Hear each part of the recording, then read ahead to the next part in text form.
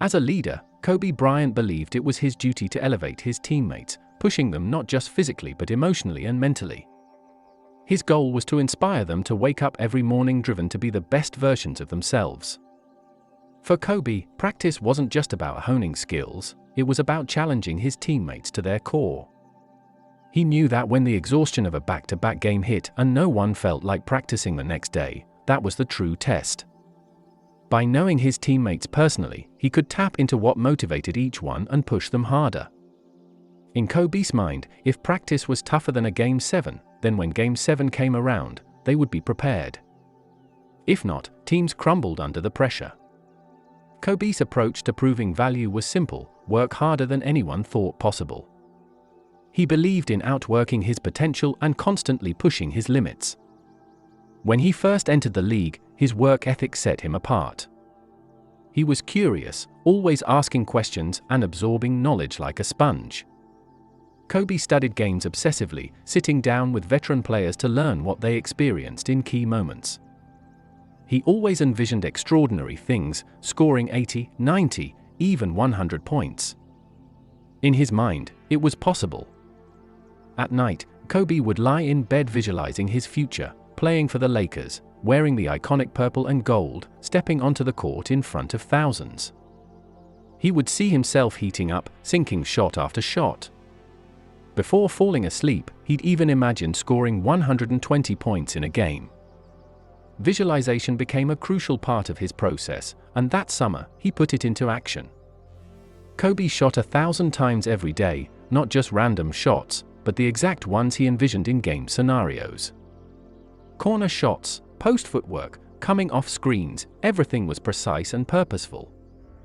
By the time he stepped onto the court, it felt like second nature. He was simply executing what he had already practiced countless times. One of the films that influenced Kobe growing up was Rudy. The story of relentless effort struck a chord with him, and from that moment, Kobe made a promise to himself: he would work as hard as possible every single day. Blessed with his physical gifts, he knew that this mindset would lead to an extraordinary career. His goal became clear: leave no stone unturned, improve every single day, and live with no regrets. That philosophy drove him to greatness. Basketball was everything to Kobe, and he pursued knowledge from every angle. Every TV show, every book, every conversation was a chance to learn something that would make him a better player. The world became his library, and with that hunger for growth, he transformed himself into a master of his craft. Over time, his commitment to daily improvement created something truly beautiful. At 13, Kobe Bryant had already set his sights on the long game. His goal wasn't to be the best at 13, but to be the best when it truly counted. When he played, he carefully studied his opponents. He watched their strengths, weaknesses, and how seriously they approached the game. Were they relying on size and strength, or did they have real skill and strategy?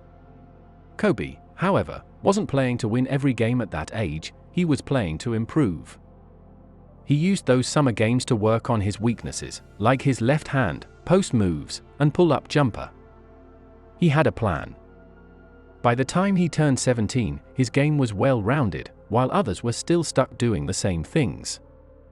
They had a problem, and Kobe had grown far beyond them. Unlike many players, Kobe never took vacations just to relax with friends. His mindset was different. He didn't want to retire with any regrets. He didn't want to look back and wish he had done more. Every decision, every effort, was focused on making sure he left it all on the court. When it came to improving season after season, Kobe considered several factors. There were the tactical elements, like footwork and the geometry of the court. He studied the court's angles and how to use them efficiently. For instance, positioning on the wing could make all the difference in driving to the basket. But it wasn't just about tactics. He analyzed his opponent's footwork, their emotions, their tendencies. Understanding the momentum of a game was key. Where did momentum shifts come from? How could he create them? He studied everything, both within basketball and beyond. Kobe even looked to other fields, studying conductors, writers, and actors, learning how they stayed in a focused mental space. He found inspiration in nature too, incorporating lessons from the natural world into his game. Balancing this relentless dedication with family life was a challenge, but Kobe made it work. He explained to his kids that Pops is working hard and showed them that the same level of dedication and attention to detail was needed in everything they did. It was about setting the example. His wife, Vanessa, was also a huge part of that balance. As a stay-at-home mom, she worked incredibly hard, setting her own example of commitment and attention to detail for their children. She was just as competitive as Kobe, telling him, "If you're going to train 8 hours a day and spend 9 months away from the family, you'd better win that championship." During the early years of his daughters Natalia and Gianna, Kobe would come home sore and tired from practice, but his daughters wanted to play. Whether it was swimming, going to the park, or just jumping on his back, he never said no. He believed that just like in a game, where he played through illness and exhaustion, he had to be there for his kids. Even if it meant flying back after a game just to be at his daughter's birthday, Kobe made sure to be present. For him, leading by example wasn't optional, it was essential. If he wanted his kids to pursue their dreams, he had to show them what it took. Kobe's competitive spirit didn't fade after his playing years. Inside, he felt driven to do something even greater in the next 20 years than what he accomplished in the previous 20.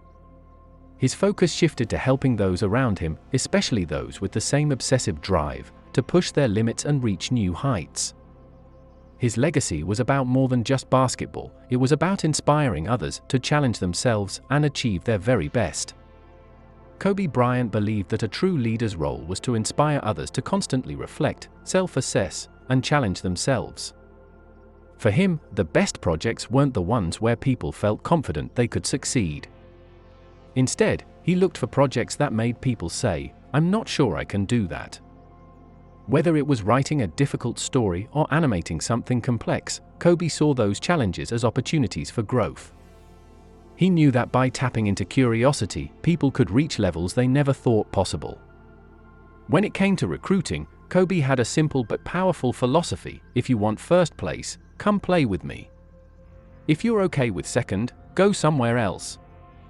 He wanted only the best and those who were driven to win, embodying what he called the Mamba mentality.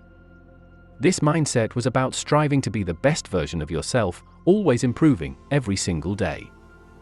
It wasn't just a temporary goal, but an infinite journey of growth.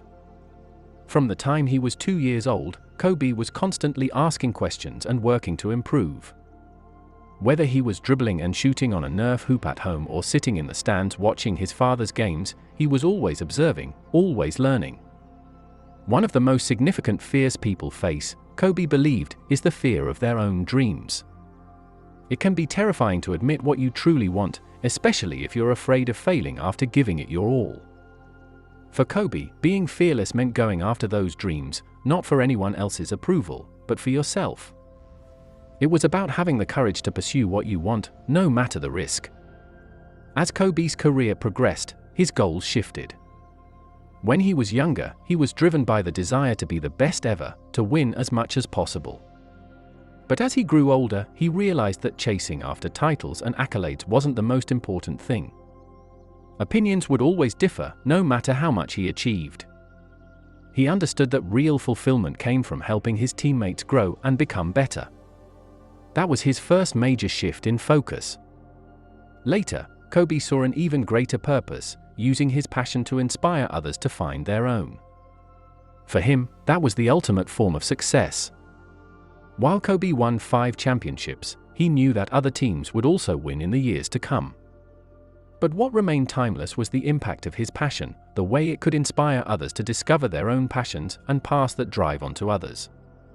That, to Kobe, was the true measure of success. Kobe also believed in the purity of dreams. Too often, he thought, people let the world limit them as they grow older. Dreams become more responsible, and self-imposed barriers arise.